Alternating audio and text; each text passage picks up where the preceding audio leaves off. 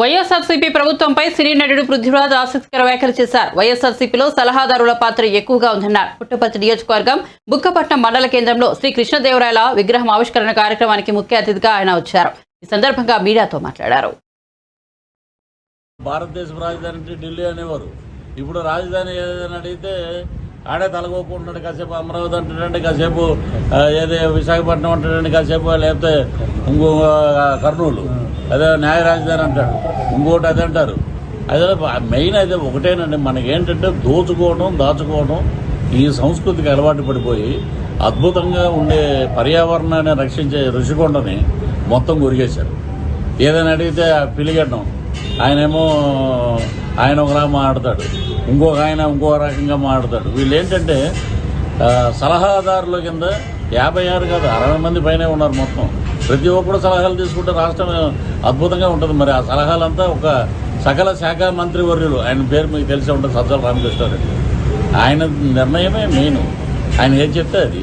ఎవరైనా మంత్రులు మాట్లాడతారంటే బయట చంద్రబాబు ఇలాంటి వాడు, ఈయనేమో ఈ మధ్య కొంచెం తగ్గినాయి, మళ్ళీ కొంచెం తగ్గినాయి, సీట్లు లేవనేటప్పటికీ చిన్న జర్క్ వచ్చింది ఒక్కొక్కరికి. ఏంటంటే ఇప్పుడు రోజా గారు అంత బాధపడిపోతే ఒక మహిళా మంత్రి కానీ ఒక మహిళా ఎమ్మెల్యే కానీ వాళ్ళ పార్టీలో పెద్దిరెడ్డి రామచంద్రారెడ్డి గారిని ఎవరైనా మాట్లాడారా పోనీ?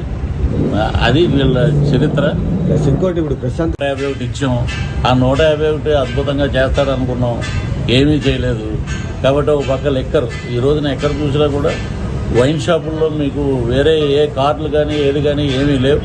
ఇంకొకటి ఏంటంటే డైరెక్ట్ క్యాషే. ఓట్లు లేవు. మెయిన్ ఓట్లు ఉన్న ఓట్లు ఎవరైతే జనసేనకి టీడీపీకి ఫేవర్గా ఉన్నారో వాళ్ళ ఓట్లనే తీసేయటం, దాని మీద యుద్ధమే చేస్తున్నాం మేము. కార్యకర్తలందరికీ అనుకోండి, నేను చెప్తే అనకాపల్లి బెల్లం అదేదో నాతోటి పవన్ కళ్యాణ్ ఫోటో దిగాడు నేనే గొప్ప అన్నట్టు మాటతో చూసారా. ఇటువంటి వాళ్ళ మూర్ఖుల మీద ఇప్పుడు నేను సత్యనపల్లి అయ్యిండన్నా ముందు అక్కడ మా కాపులే ఉన్నారు బలిజోళ్ళు మొత్తం 16,000 ఓట్ల మీద ఏమీ లేకపోయినా అరిచేస్తుంటే జడ్జి అన్నాడు it is none of your business please అని అలా అరిపించుకున్నారండి వీళ్ళు. ఇక్కడ ఏమి ఇప్పుడు పీకలేడు అనే పదం మనం వాడదాం. ఇప్పుడు ఇక్కడ పీకలేక మళ్ళీ ఢిల్లీ వెళ్ళారు ప్రెస్ మీట్. ఇంకో